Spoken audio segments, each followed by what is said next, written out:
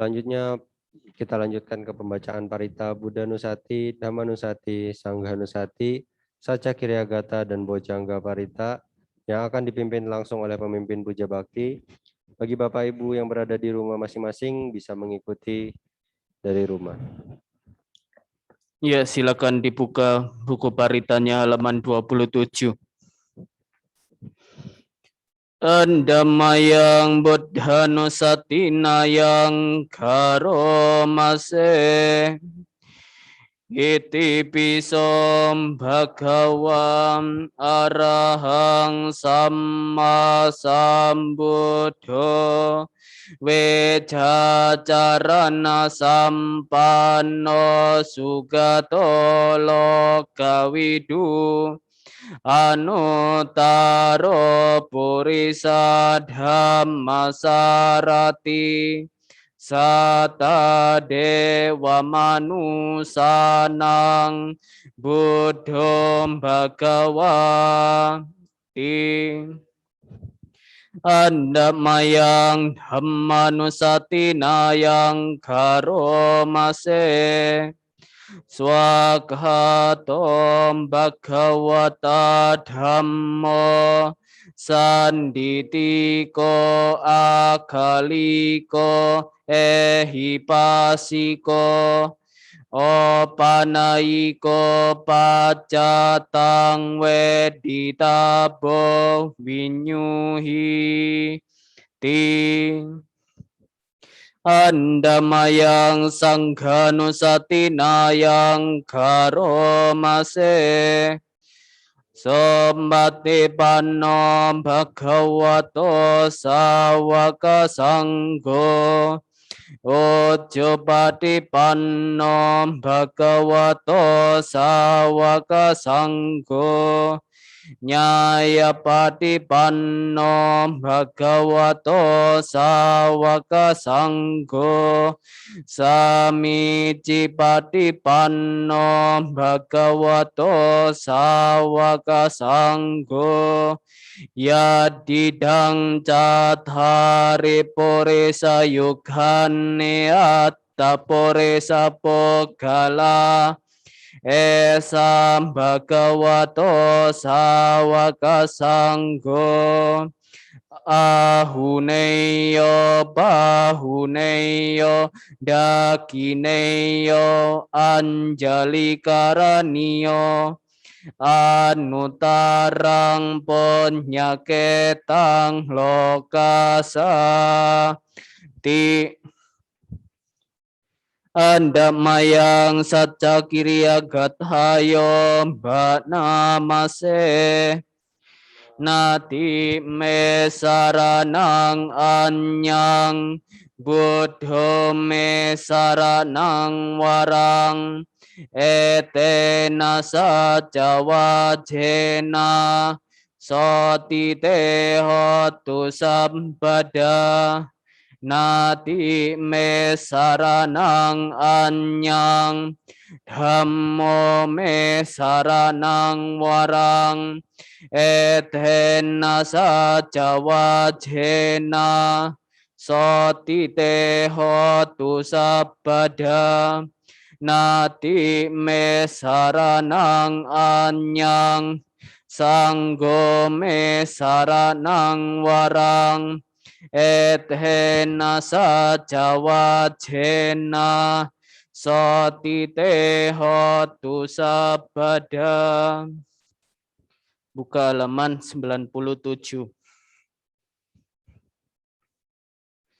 Andamayang bojangga paritang bhatnamase Bojangga sati sanggato Dhammanang wejayo tata Wiriyampe te pasadi Bojangga catata pare Sammadupe kabojangga Satete sabadasina Monina samadakata Bhavitam bahuli kata สังวัฏันเตอภิญญายานิพพานายาจะโบธิยาเอเทนะสัจวัชเชนะโสติเตโหตุสัพพดาเอกาสมิงสัมมาเยนะโตโมคคัลลานันจักกัสสปังกิลาเนดุกิเตดิสวาโบจังเกสัตตเดสยิเตจาตังอภินันดิตวาโรคามุจิงสุตังกเนเอเตนะสัจวัชเชนะโสติเตโหตุสัพพดาเอกาทธัมมาราชาปีเกลาเนนะปิปิลิโตจนดาเตเรนะตัญเยวาพันนาเป็ดวานาสาดารังสัมโมดิตวาจาอัพพดา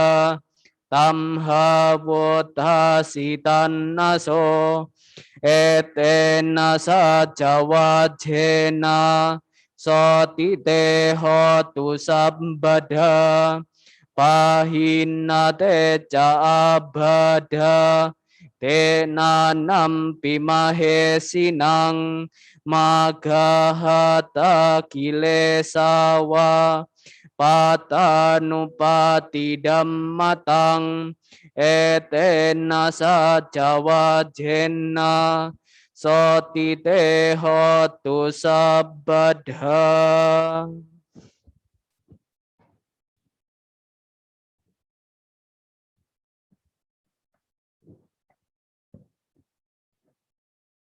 Selanjutnya, marilah kita berlatih meditasi yang akan dipimpin oleh Yang Mulia Bante Kemadaro. Kepada Bante dipersilahkan.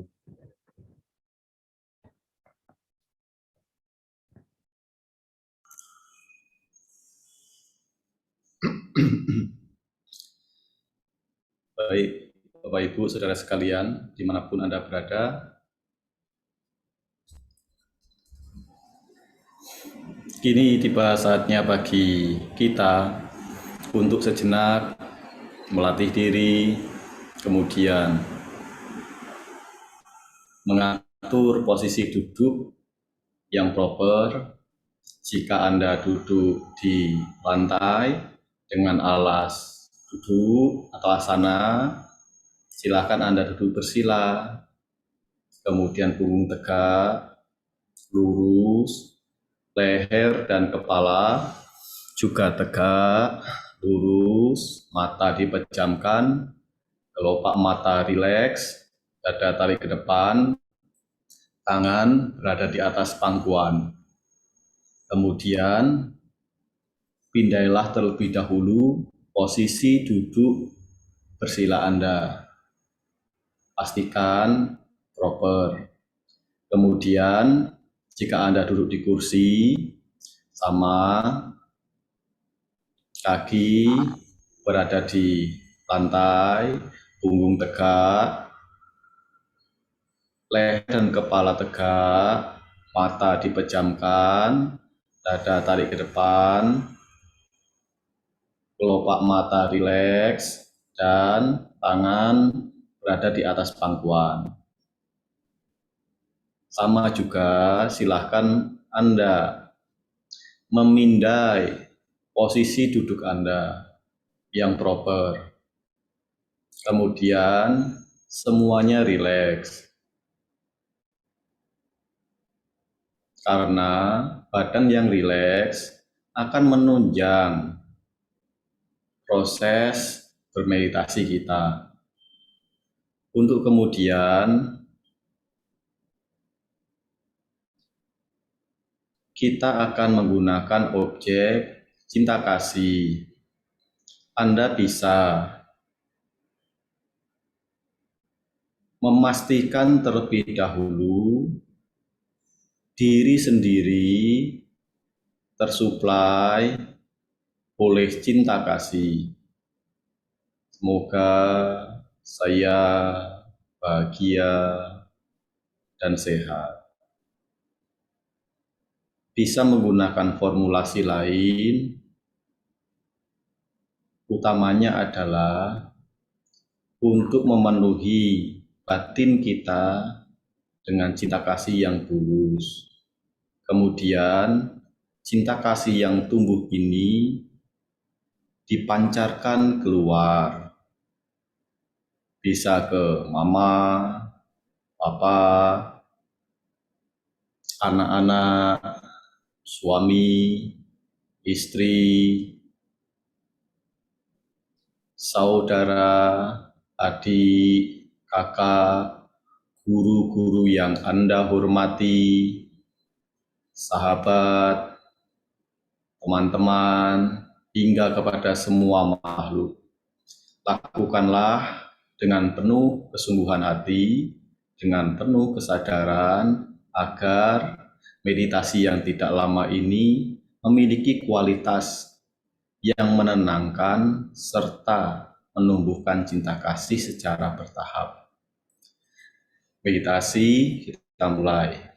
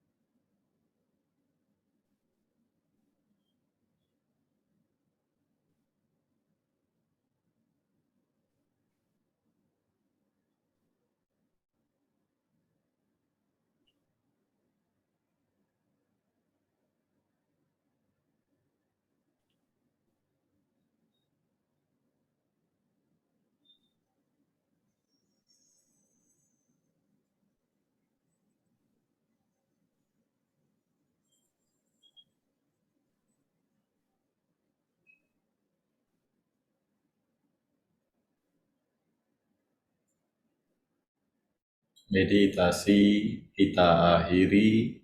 Sape sata kawantu suki tata. Semoga semua makhluk hidup berbahagia. Sadu, sadu, sadu.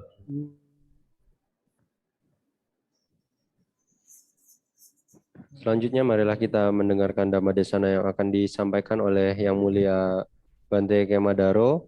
Akan tetapi sebelumnya marilah kita bersama-sama membacakan Dhamma Desana Ardana yang akan dipimpin oleh pemimpin Puja Bakti. Brahman Caloka Dipati Sahampati Kathanjalian Diwarang Ayacatam Santinda Sathap Parajangka Jatikam Ese tundamang Anukam Pimang Pajang.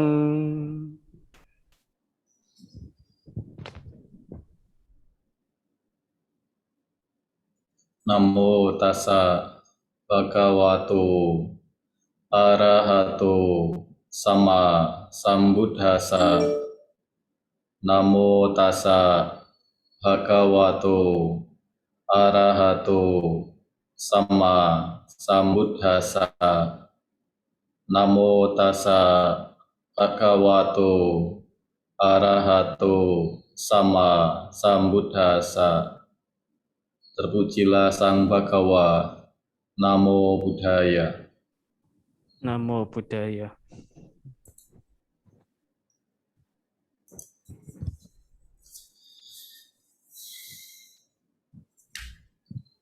Pemimpin Puja Bakti yang saya hormati,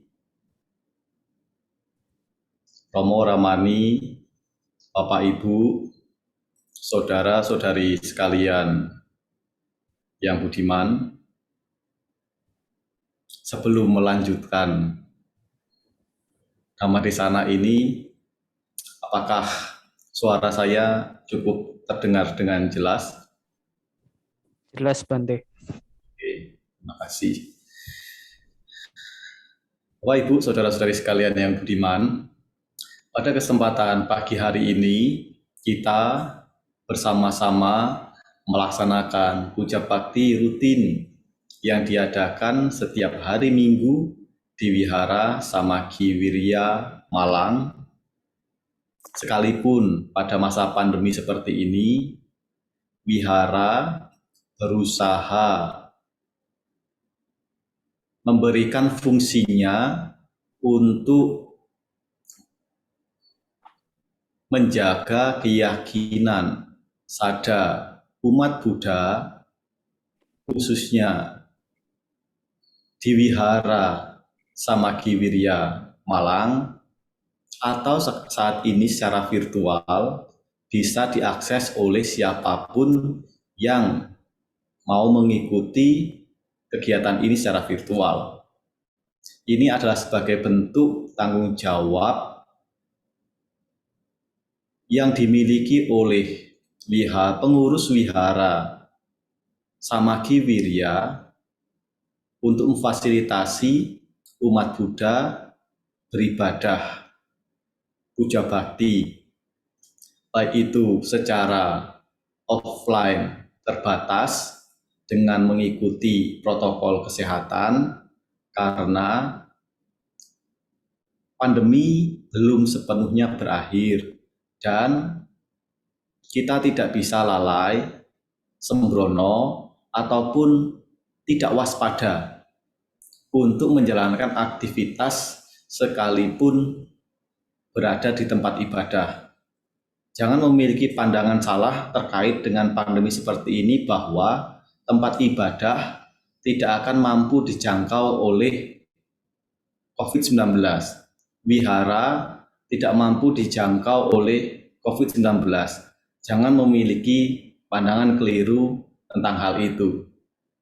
Sehingga alih-alih kita datang puja bakti, maka kita juga harus waspada untuk menjaga kesehatan masing-masing agar melakukan kebaikan, ya.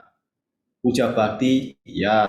Memberikan penghormatan kepada Tiratana, Buddha, Dhamma, dan Sangha, ya. Melakukan meditasi juga iya, mendengarkan Dhamma juga iya. Berbagai macam berkah kebaikan dilakukan dan juga tanpa melalaikan kesehatan yang dimiliki. Untuk saat ini, kesehatan dan keselamatan adalah hal yang utama. Bagi beberapa orang yang mengikuti kegiatan ini secara offline, maka tetaplah patuhi protokol kesehatan. Karena anjuran dari pemuka agama, contohnya, atau dari para bante, itu diperlukan untuk mengingatkan kembali, kemudian agar umat-umatnya itu tidak teledor. Karena kalau kita mengikuti protokol kesehatan, kita juga sebagai agen pemutus COVID-19. Gitu. Kemudian Bapak Ibu Saudara-saudari sekalian, kegiatan ini pun juga bisa dilakukan, diikuti di rumah masing-masing secara virtual. Karena mau tidak mau kondisi saat ini membuat kita harus beradaptasi sedemikian rupa dengan menggunakan teknologi yang ada.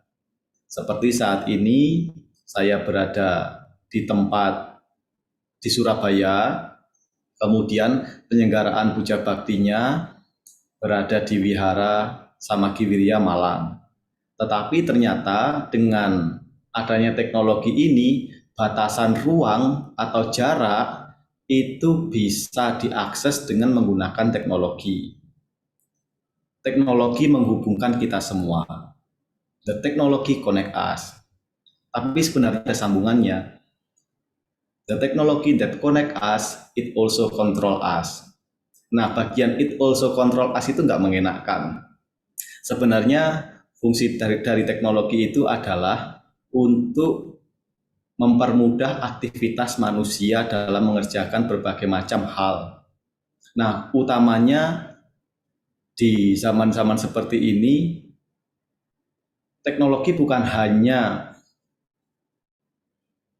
menghubungkan kita semua, membuat ruang ini menjadi seolah-olah tidak ada atau borderless, kemudian siapapun berusaha untuk bisa mengakses teknologi tersebut. Ada lagi, the technology that connect us, it also control us. Teknologi yang menghubungkan kita itu juga mengendalikan kita, terutama berkaitan dengan gadget dan media sosial. Coba saat ini menggenggam smartphone itu juga menggenggam media sosial. Kita membuat satu identitas di media sosial seolah-olah itu adalah diri kita. Seolah-olah itu adalah aku.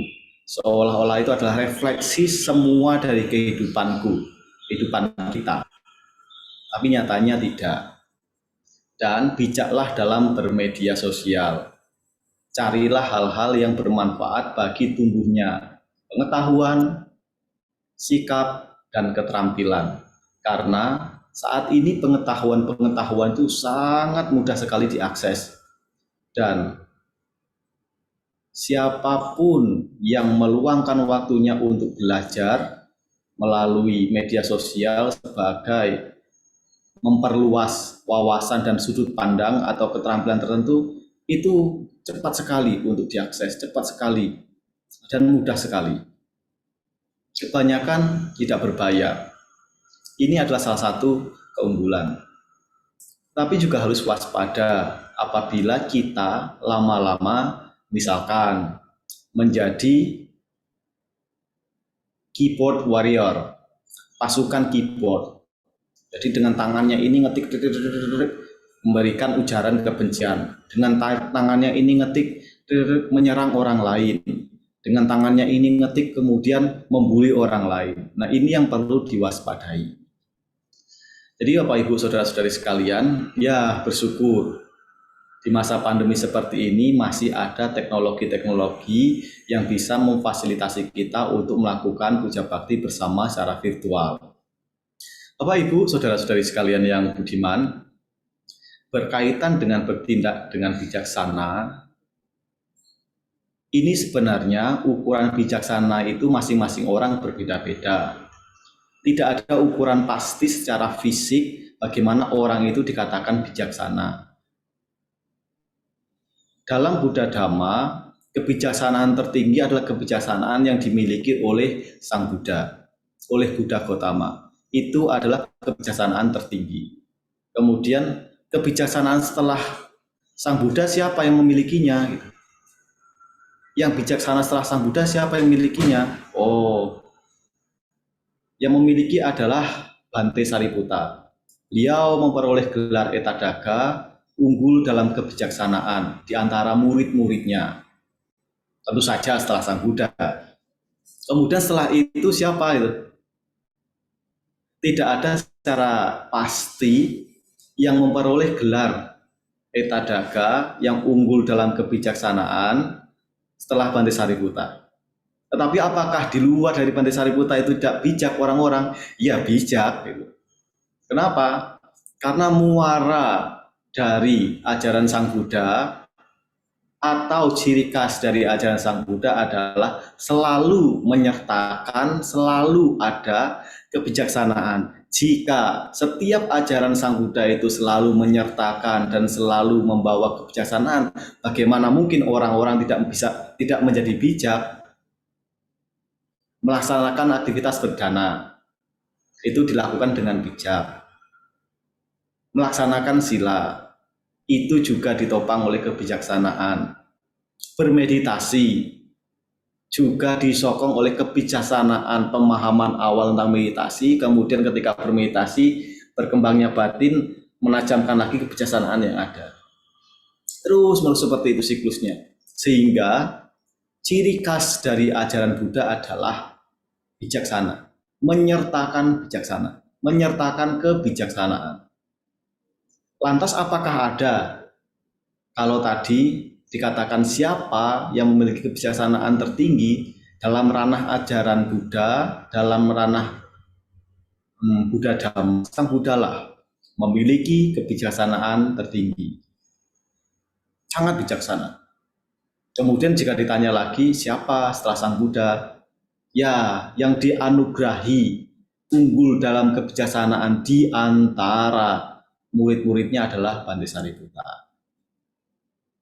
Selebihnya, beliau-beliau murid-murid yang telah mencapai tingkat kesucian itu juga bijak. Karena bagaimana kok bijak? Ya iya, dalam Jalan Mulia berunsur 8 itu formulasi pertama sama didik sama sangkapa itu adalah bagian dari panya, bagian dari kebijaksanaan. Jika dilihat dari sudut pandang itu, apakah harus semua yang memperoleh tingkat kesucian, arahata atau sakadagami, sotapati,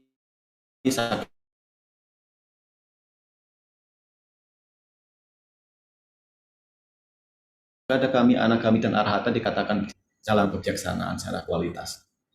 Tetapi kita pun juga bisa mengupayakan untuk menjadi bijaksana, mengupayakan untuk menjadi bijaksana.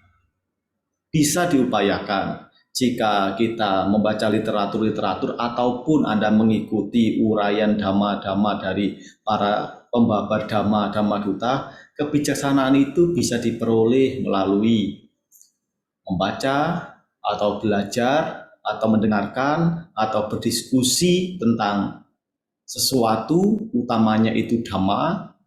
Kemudian yang paling cepat untuk akses pengembangan batin menuju kebijaksanaan adalah melalui bhawana mayapanya. Pengembangan batin untuk memperoleh kebijaksanaan, untuk mengantarkan pada kebijaksanaan. Jadi batin yang berkembang itu banyak hal melalui meditasi, melalui pengembangan batin. Gitu. Kemudian bagaimana ciri-ciri fisik melihat, menentukan, menilai bahwa orang tersebut bijaksana? Tidak ada kepastian ciri-ciri fisik. Apakah dengan berubahnya warna rambut, orang tersebut langsung bertransformasi menjadi bijak? Awalnya putih, kemudian berlalunya waktu, bertambahnya usia, kemudian rambut awalnya hitam, berlalunya waktu, bertambahnya usia, kemudian dari rambut yang berwarna hitam berubah menjadi putih, kemudian langsung bertransformasi menjadi bijaksana. Apakah seperti itu? Tidak semua.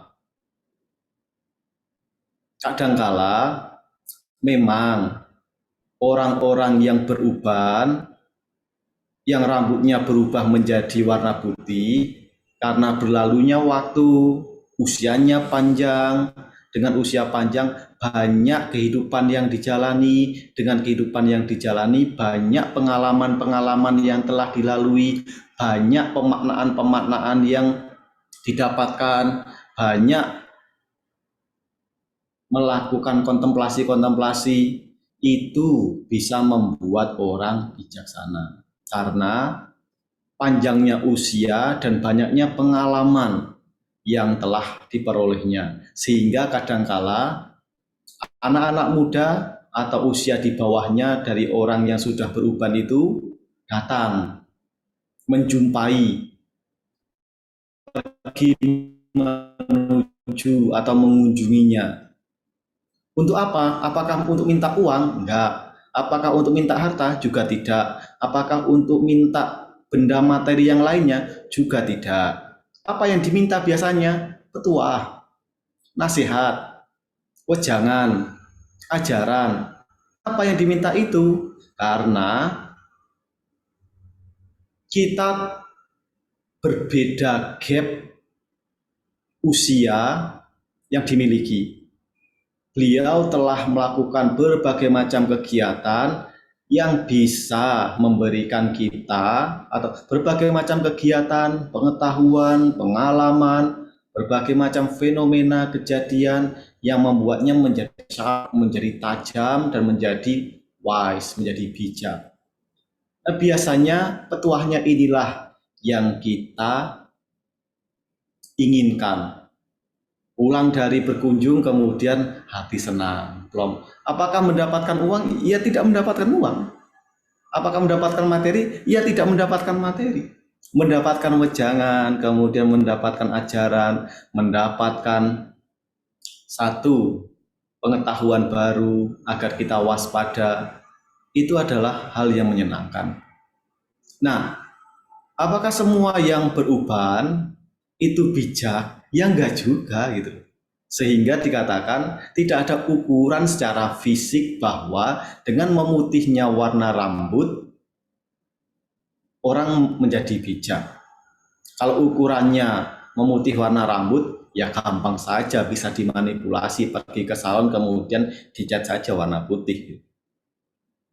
Tapi kan juga tidak seperti itu. Ada beberapa orang yang sifat, tabiat, kebiasaannya, kerasnya hati, kakunya diri, keras kepala, itu yang nggak berubah-berubah itu. Marahnya ya awet-awet saja, serakahnya ya awet-awet saja, dableknya ya awet-awet saja, kakunya ya awet-awet saja. Sehingga tidak ada ukuran yang pasti berkaitan dengan fisik. Entah itu warna rambut, entah itu kulit mulai keriput, entah itu fenomena-fenomena fisik yang lainnya, juga tidak ada ukuran. Lantas, dalam Buddha Dhamma, bagaimana orang bisa dikatakan bijaksana? Sebenarnya simpel sekali, sederhana sekali. Orang bijaksana itu mampu memahami dan menembus tentang kemunculan, berlangsung, dan lenyap. Muncul, berkembang, lenyap.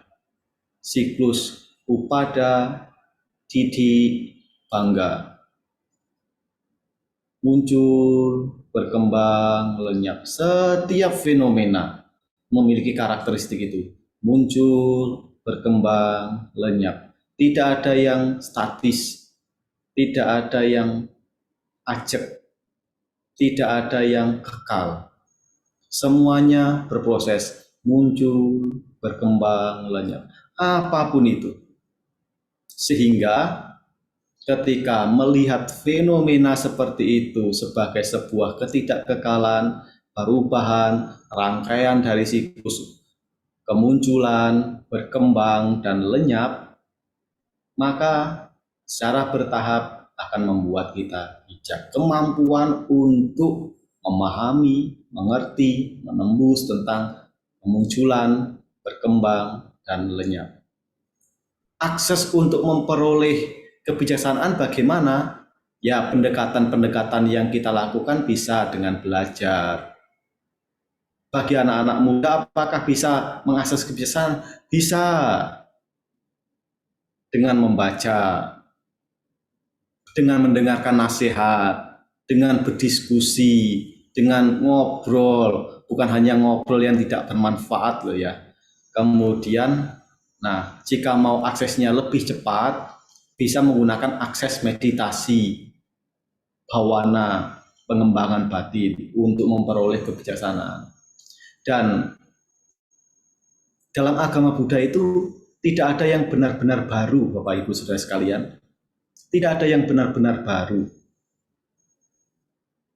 Karena semuanya itu telah ditemukan oleh Sang Buddha. Sudah sangat jelas sekali penemuan dari Pertapa Siddhartha, jalan yang ditemukan ini mengantarkannya mencapai kebuddhaan, dan akses jalan ini untuk mencapai kebuddhaan atau pembebasan diajarkan oleh guru agung kita Buddha Gautama. Ajarannya masih ada, teksnya sudah tersedia, literaturnya ada, secara digital juga ada, audiovisual ada. Kalau kita ingin mengejar, memperoleh, kemudian menambah pengetahuan yang nanti akan mensuplai kebijaksanaan, sangat mudah sekali untuk diakses. Sangat mudah sekali untuk diakses, untuk mensuplai kebijaksanaan. Awalnya memang kita mengetahui terlebih dahulu dalam ranah pengetahuan kognitif atau knowledge. Kita mensuplai informasi terlebih dahulu dengan membaca, kemudian mendengar, berdiskusi dan yang lainnya. Itu adalah mensuplai informasi. Rumusnya begini. Semakin banyak informasi yang kita dapatkan, semakin besar peluangnya untuk kita bertransformasi. Semakin banyak informasi yang kita dapatkan, maka akan semakin banyak, semakin besar peluang bagi kita untuk bertransformasi. Transformasinya utamanya apa? Ya menuju orang yang bijak. Paling tidak dalam ranah kognitif adalah awalnya tidak tahu itu, kemudian menjadi tahu. Awalnya ragu-ragu itu menjadi jelas, menjadi yakin. Awalnya bingung, menjadi tidak bingung. Awalnya katakanlah seperti ini, diliputi oleh kebodohan gitu. Kemudian karena belajar kebodohannya terkikis, ketika kebodohan terkikis terganti dengan pengetahuan. Jadi ada transformasi yang kita bisa peroleh, peluangnya semakin besar. Karena apa? Karena semakin banyak asupan informasi yang kita dapatkan. Nah, tidak ada cara yang instan, tidak ada cara yang praktis, tidak ada cara yang bisa dikarbit. Kemudian kalau dikarbit itu kan pakai satu zat tertentu, karbit itu kemudian ditutup malamnya, satu harinya, malamnya, kemudian besokan harinya mateng. Nggak ada yang seperti itu, Bapak Ibu Saudara sekalian. Sehingga masing-masing dari kita berapapun usianya itu bisa mengakses cara untuk menjadi bijaksana. Masih dalam mengakses cara untuk menjadi bijaksana dalam ranah kognitif, dalam ranah pengetahuan. Karena bagi kehidupan kita bukan hanya ranah pengetahuan saja yang bisa kita asup berikan informasi, tetapi harus ditindaklanjuti. Saya telah mengetahui kebijaksanaan, saya telah mengetahui cara mengakses kebijaksanaan. Lantas, bagaimana menjadi bijaksana? Bagaimana bijaksana ini menjadi bagian dari saya dalam bertindak? Itu adalah lain hal. Maka sering sekali saya mengatakan seperti ini. Mengetahui tentang kebijaksanaan itu adalah hal yang bagus, tetapi jauh lebih bagus lagi bagaimana cara kita bertindak dengan bijaksana. Ini PR kita bersama. Dan kadar kebijaksanaan masing-masing orang tentu berbeda-beda. Kalau ditanya misalkan, bagaimana, di mana letak posisi dari kebijaksanaan ini? Letak posisi dari kebijaksanaan ini adalah di bagian mental yang kusala, bagian mental yang baik, bagian mental yang positif, bentukan-bentukan mental yang baik. Nah, ini yang perlu dilatih. Ada mental yang baik, mental yang positif, juga ada mental yang negatif, mental yang buruk. Ini ada dalam diri kita. Juga termasuk ada kondisi mental yang netral, tergantung dari akar penyokongnya, pendorongnya, begitu. Sehingga kemudian begini, dalam ajaran Buddha, kebijaksanaan itu seperti apa? Ya tergantung dalam formulasi dari ajaran Buddha itu sendiri. Misalkan dalam, nanti koreksi jika saya salah Bapak Ibu Saudara sekalian, misalkan dalam Cataru Idipada Vimasa atau melakukan evaluasi,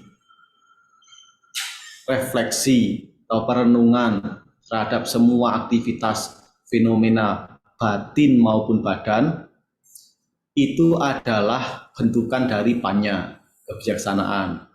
Kemudian dalam faktor-faktor pencerahan, Dhamma Wicaya itu adalah bentukan dari panya atau sinonim dari panya, Dhamma Wicaya. Maka ketika Anda berusaha belajar Dhamma, bukan hanya membaca sepintas, kemudian tutup buku, kemudian menyelidikinya dengan daya dan nalar sendiri, kalau tidak bisa menggunakan bantuan daya dan nalar orang lain untuk menghubungkan jembatan antara Dhamma dengan pengetahuan dan kebijaksanaan itu. Itu adalah Dhamma Wicaya, melakukan penyelidikan terhadap Dhamma. Itu adalah kebijaksanaan. Kemudian dalam Jalan Mulia Beruas 8, dua faktor yang pertama, sama didik sama sangkapa, itu adalah kebijaksanaan.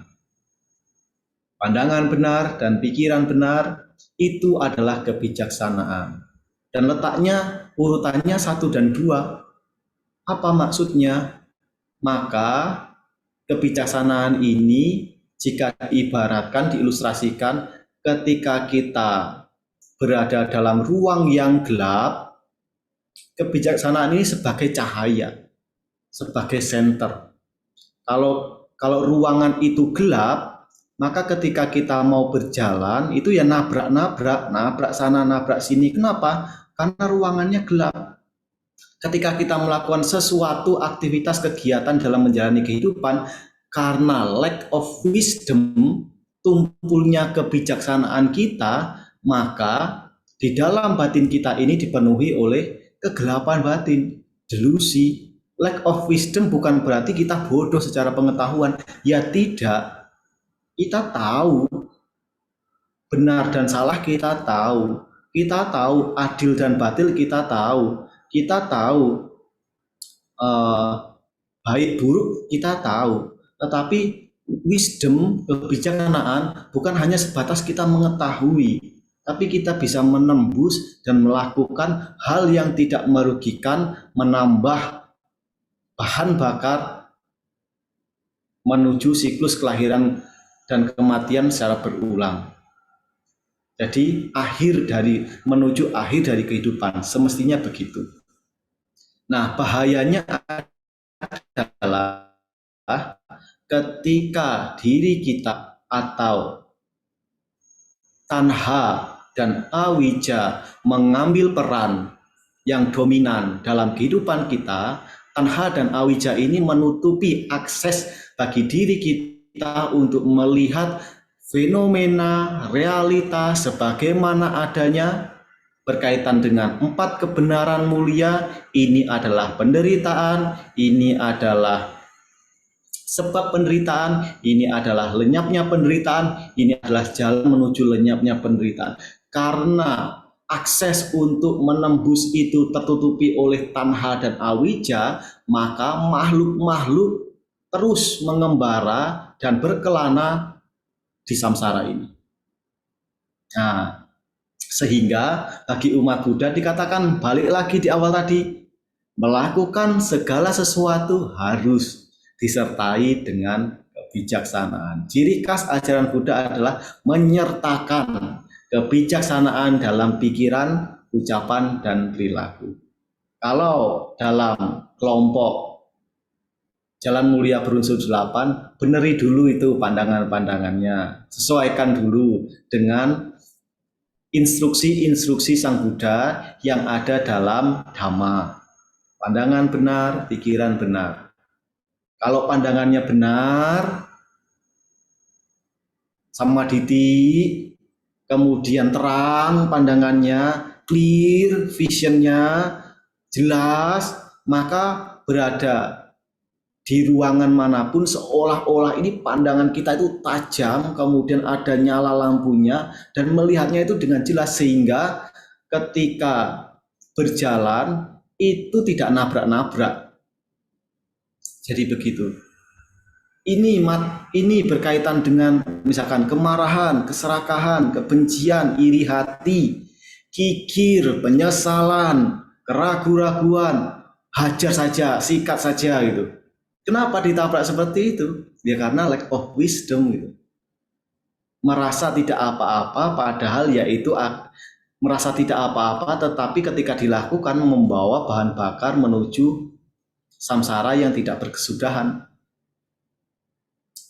Nah, dan saya yakin Bapak Ibu, saudara-saudari sekalian, tidak ada satu orang pun di sini yang mendeklar dirinya bahwa saya sudah bijaksana. Tidak ada. Tidak ada orang yang mengklaim dirinya saya sudah bijaksana, tidak ada. Bahkan ketika di labeli, wah si A ini sudah bijaksana ya, biasanya menjawab, oh saya juga masih belajar, dengan rendah hati. Wah, bijak sekali ya dalam mengambil keputusan, bijak sekali ya sebagai kepala rumah tangga, bijak sekali ya sebagai istri, bijak sekali ya sebagai suami, bijak sekali ya anak ini di usia seperti itu. Pasti ketika kalaupun dikatakan seperti itu, orang-orang akan mengatakan, ya saya masih belajar, saya masih bertumbuh, saya masih berkembang. Pasti seperti itu. Sehingga inilah yang membedakan kadar, kapasitas, atau dikatakan level kebijaksanaan orang itu berbeda-beda. Dan ini bukan sebuah kompetisi siapa yang paling unggul. Ini adalah kemampuan untuk melihat fenomena apapun itu sebagai muncul, berkembang, dan lenyap. Karena nanti akan mengarah pada itu, 4 kebenaran mulia tentang duka. Apapun itu yang apapun itu yang mengalami perubahan, semua yang mengalami perubahan itu menimbulkan ketidakpuasan. Semua yang menimbulkan perubahan dan ketidakpuasan, apakah layak untuk dilekati? Tidak layak untuk dilekati. Membawa penderitaan atau kebahagiaan? Membawa penderitaan. Ketika membawa penderitaan, apakah itu layak dilekati atau tidak? Tidak layak dilekati. Oh. Nah, layak dilekati atau tidak dilekati itu bukan berarti ya misalkan begini. Ya sudahlah, kamu adalah istriku pada suamiku, anakku, tidak layak aku lekati, kemudian masa bodoh dan kamayoni kamabandu. Tidak seperti itu konsepnya Bapak Ibu Saudara sekalian. Tidak layak dilekati, kemudian kita acuh tak acuh, kita cuek, kita masa bodoh, kita seperti tanda kutip itu jijik dengan mereka, kita tidak seperti itu. Ada ajaran Buddha yang mengajarkan praktek cinta kasih, kasih sayang, mudita, dan UPK. Ini pun juga bisa dipraktekkan dengan skop yang paling kecil pada keluarga. Karena dalam menjalani kehidupan ini, mau tidak mau kita menjalaninya dengan orang lain secara sosial. Paling tidak dengan anggota keluarga terlebih dahulu, pancarkan cinta kasih. Isi hati mereka, pikiran mereka, batin mereka dengan satu yang membawa kebahagiaan, suatu yang membawa kebahagiaan, cinta kasih, perhatian, kepedulian. Kalau bahasa yang saat ini seperti love language, memberikan waktu, memberikan perhatian, memberikan hadiah, memberikan sentuhan, itu adalah bagian dari kita untuk menyayangi anggota keluarga. Apalagi di masa pandemi seperti ini, waktu bersama dengan keluarga itu lebih banyak. Nah, ketika dalam satu rumah itu Anda lebih banyak dengan keluarga, tinggal bagaimana cara mengisi kehidupan Anda dengan keluarga. Jangan salah loh ya, disatukan dalam rumah di masa pandemi seperti ini, ketemu 24 jam dan saat ini sudah setahun setengah, jangan salah loh ya. Kadang-kala ada yang bosan, ada yang ribut, melek mata lihat istri, melek mata lihat suami, melek mata lihat anak. Kemudian anak sekolah online, dikit-dikit, ma pak sinyalnya putus, ma pak kuotanya habis, ma pak ini kok gak bisa hidup bagaimana, ma pak saya terpental. Waduh, baru dengan urusan anak itu bisa ribut karena online seperti ini. Kemudian mamanya, kamu ini manggil mama terus itu, mama juga ada pekerjaan, tuh panggil papa gitu, papa itu juga ada pekerjaan. Terus anaknya, ya wis lah saya nggak sekolah, malah nggak sekolah lagi, aduh gitu. Jadi di skop terkecil masyarakat yaitu keluarga, suplailah dengan cinta kasih dan kasih sayang, kepedulian, apapun itu bentuknya. Yang diutamakan adalah keluarga terlebih dahulu. Baru setelah itu mengekspannya, menyebarkannya keluar. Pastikan anggota keluarga itu tangki cintanya terisi. Jangan sampai anggota keluarga, masing-masing anggota keluarga itu mendambakan sosok-sosok yang lainnya di luar dari keluarga Anda. Seperti apa? Misalkan seperti ini. Seandainya suami saya itu begitu peduli, tanggung jawab, kemudian gentle, maju, kemudian setelah itu hangat, penuh kasih sayang, seperti yang ada di film-film itu. Seandainya suami saya seperti itu, betapa bahagianya saya. Dia sudah berumah tangga, tetapi mendambakan sosok sifat yang lainnya yang ada di diri suaminya itu. Itu kan ironi sekali. Demikian pula juga suaminya, seandainya saja istri saya itu pengertian, lembut, bisa diajak diskusi, bisa diajak bertukar pikiran, kemudian care, pengertian. Betapa sempurnanya kehidupan rumah tangga ini. Ini juga ironi, Bapak Ibu Saudara sekalian. Satu keluarga sudah memiliki istri, mendambakan sifat dan sosok yang lainnya di dalam istrinya itu. Kenapa? Karena baik istri maupun suami tidak bisa saling memahami kebutuhan yang lainnya. Kemudian juga sama orang tua ke anak. Aduh, saya ini bekerja untuk anak, mengumpulkan harta untuk anak. Kok ya anak ini dablek sekali. Mau diomeli terus-menerus ya saya bosen. Ini juga anak saya, seandainya saja anak saya itu ya nurut, mudah dikasih tahu, kemudian ada pemakluman ketika meminta sesuatu itu, ya nanti tunggu dulu, bisa sabar itu. Seandainya saja anak saya seperti itu, betapa bahagianya saya. Nah ini anak sendiri, diproduksi sendiri, dihasilkan sendiri, mendambakan sosok sifat dari anak yang lain. Ini juga sebuah ironi. Sama juga anak ke orang tua, seandainya saja orang tua saya itu seperti orang tua teman-temannya, nah ukuran pembandingnya adalah pasti yang lain. Seandainya saja orang tua saya ini seperti orang tua teman-teman saya yang nampak bahagia, perhatian, penuh kasih sayang, kemudian peduli dengan kehidupan anak-anaknya, betapa bahagianya saya berada di rumah ini. Ini juga ironi, hingga antara anak, orang tua, suami, istri, itu saling mendambakan sosok-sosok dan sifat-sifat lain dari anggota keluarganya itu. Ini ironi ya Pak Ibu.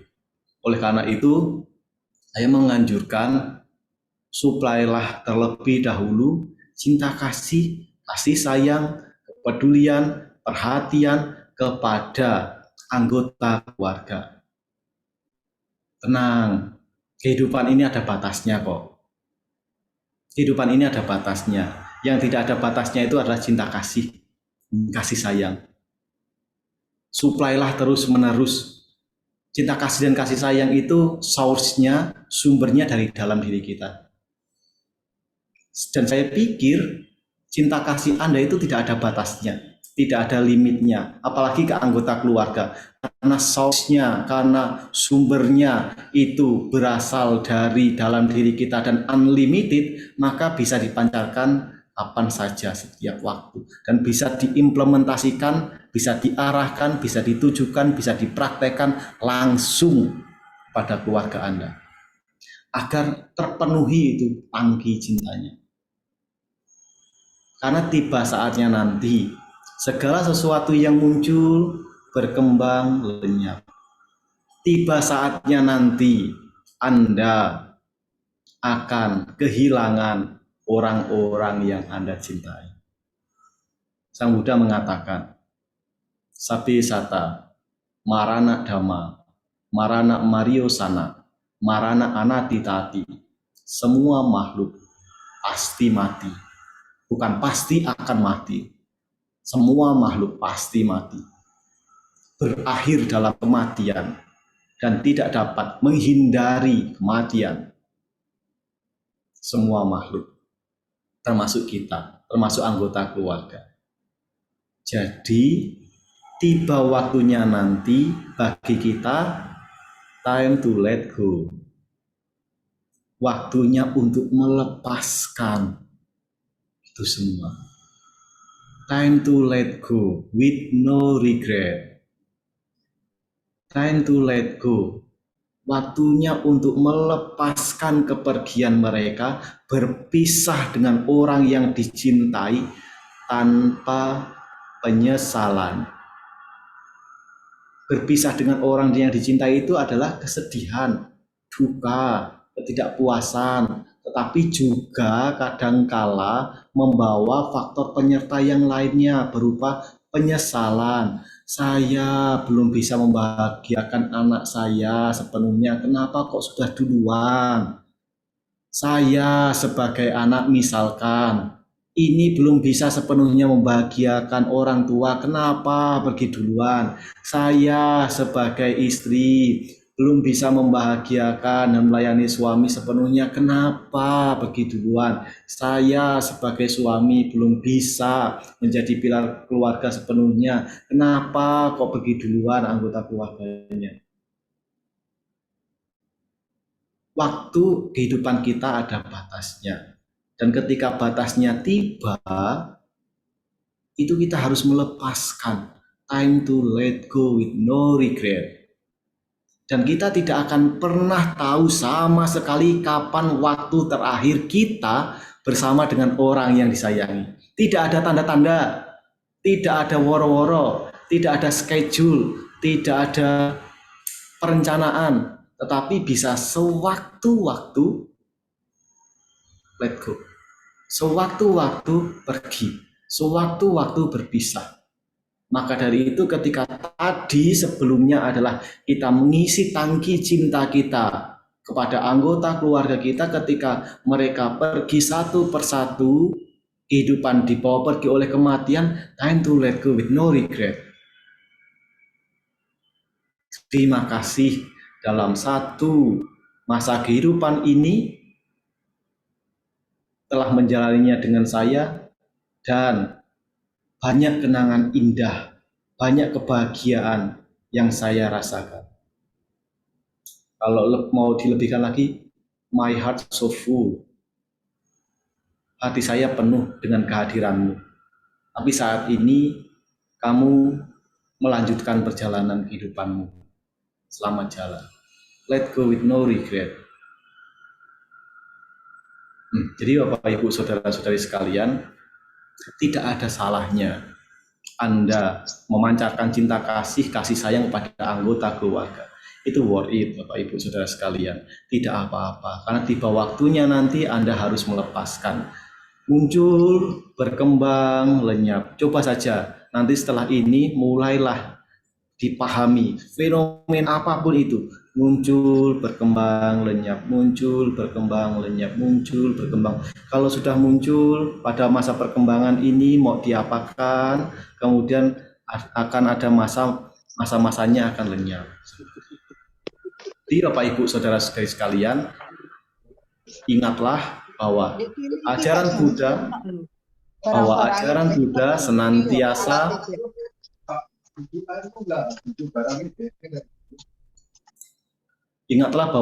Buddha senantiasa mengedepankan dan menyertakan kebijaksanaan dalam berucap, bertindak, dan berpikir. Semoga kita semua bisa berlatih secara bertahap dan bersama-sama mengembangkan batin menuju kebijaksanaannya masing-masing. Sapi sata bawantu sukitata, semoga semua makhluk hidup berbahagia.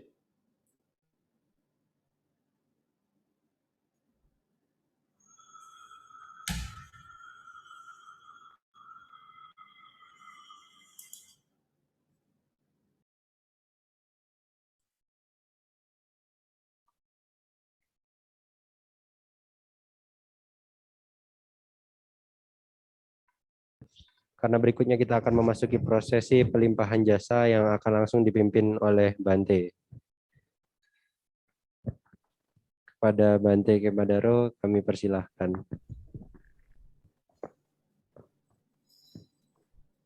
Baik Bapak Ibu, Saudara sekalian, setelah melakukan kebaikan-kebaikan yang Anda upayakan pada hari ini melalui pikiran, ucapan, dan badan jasmani,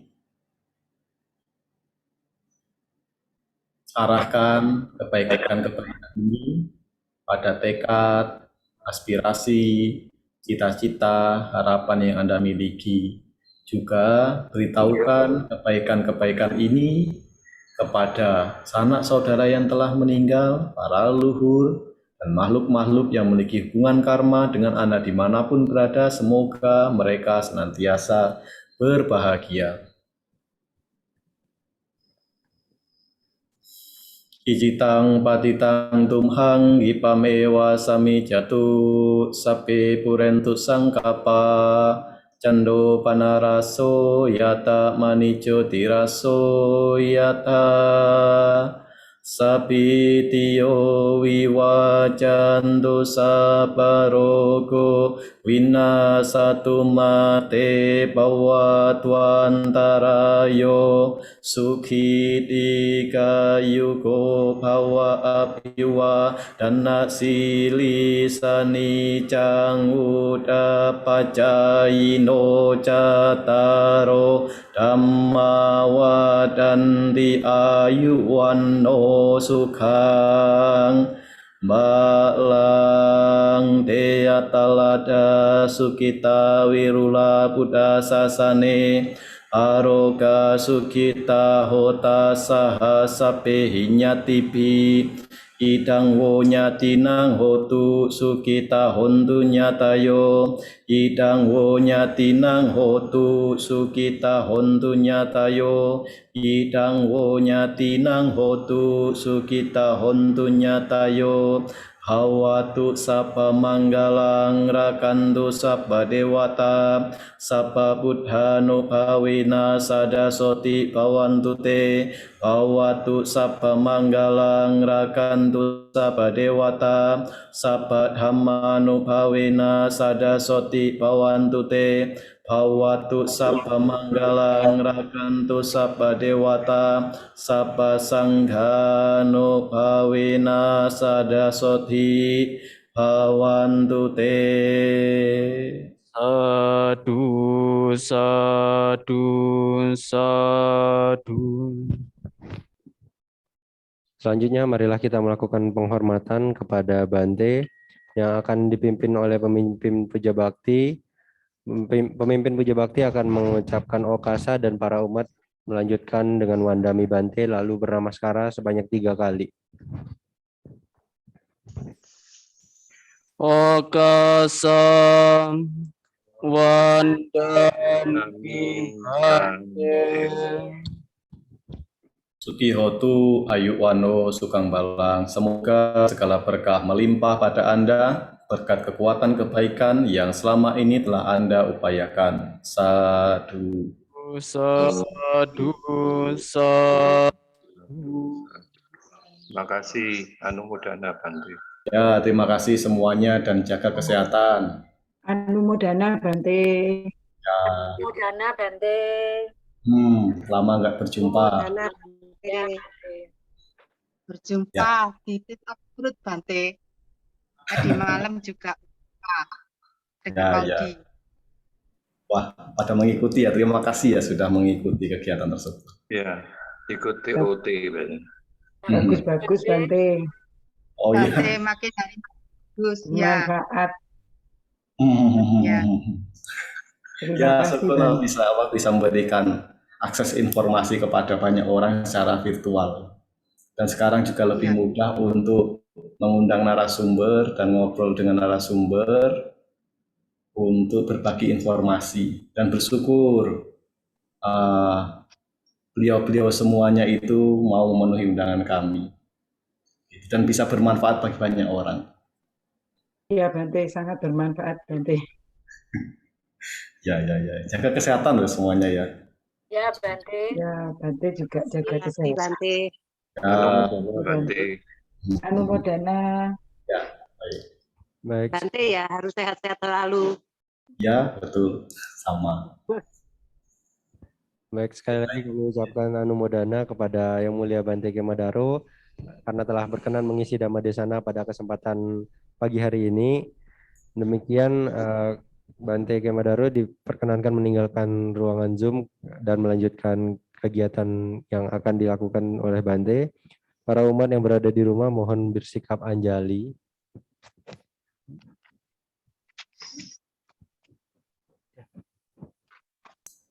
Ya, saya pamit ya. Terima kasih. Terima kasih Bante. Bante. Ya, saya pamit. Terima kasih banyak. Ya, Anumodana Bante. Anumodana. Baik, selanjutnya untuk informasi bulan depan yakni di bulan Oktober Puja Bakti akan masih dilaksanakan secara online via Zoom dan akan diinformasikan lebih lanjut melalui Instagram Samagi Widya. Selanjutnya, para umat yang berada di rumah masing-masing dapat menambah kebajikannya melalui dana paramita yang dapat ditransfer ke rekening BCA atas nama Yayasan Samagi Wirya. Untuk keterangannya bisa dilihat di tayangan Zoom atau YouTube yang sedang berlangsung.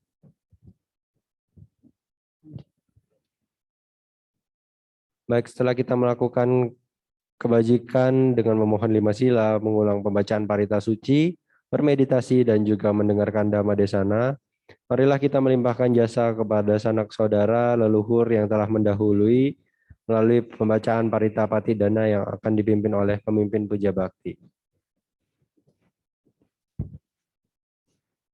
Andamayang batidanang karomase punya sidani kathasa yananya nikatani me te sang jabakino hontu sathananta pamanaka ye piya gunawanta ca maihang mata pita dayo detha me ca pyaditawa anye majhata verino satatitanti lokasming te bumma catuyonika pance kacatuwokara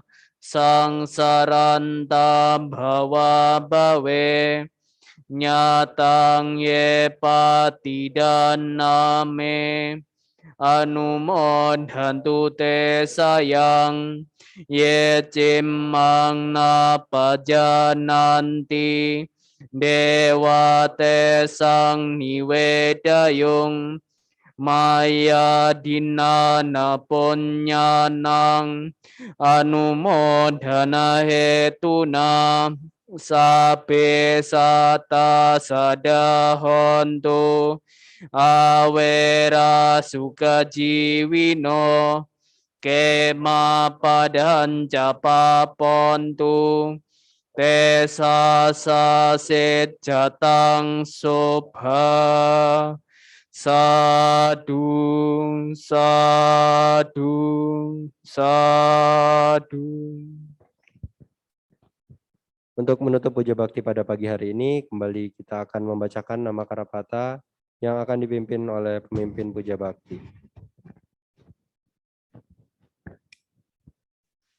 Arahang Samma Sambuddho Bhagava.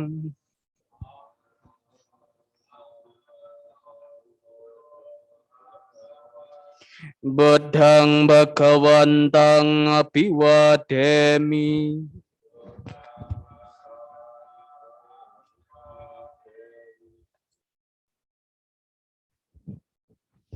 Swagatom Bhagavata Dhammo.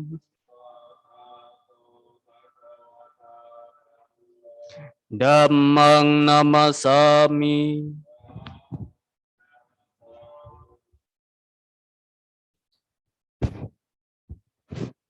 Somat nibbano bhagavato sawaka sanggo.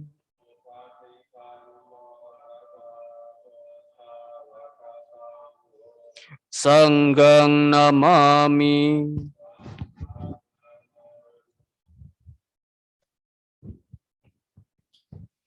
Marilah kita tutup puja bakti pada pagi hari ini dengan bersama-sama mengucapkan Sabe Sata Bhawantu Sukitata, semoga semua makhluk hidup berbahagia.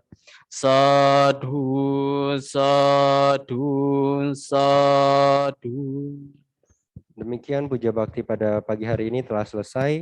Tetap jaga kesehatan sehingga kita bisa mengikuti puja bakti selanjutnya, baik online maupun offline. Akhir kata, terimalah salam Dhamma, Sotihotu, Namo Buddhaya. Namo Buddhaya. Namo Buddhaya. Makasih Namo Buddhaya. Terima kasih. William, Makasih. Indra. Ya, Su, Ya. Ari.